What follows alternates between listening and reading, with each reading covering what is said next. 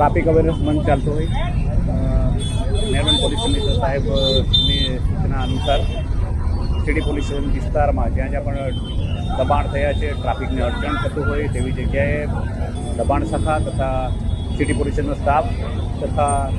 Traffic શાખા દ્વારા સંયુક્ત ઝુંબેશ રાખવામાં આવેલ છે અને જ્યાં પણ દબાણની કરેલું હોય દુકાનોવાળાએ કે લારીવાળાએ તે દબાણ લઈ લેવામાં આવે છે અને તમામ દુકાનવાળા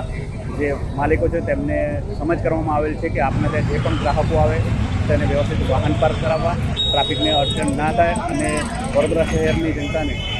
ટ્રાફિકનો સામનો ના કરવો પડે એ પ્રમાણની કાર્યવાહી કરવા.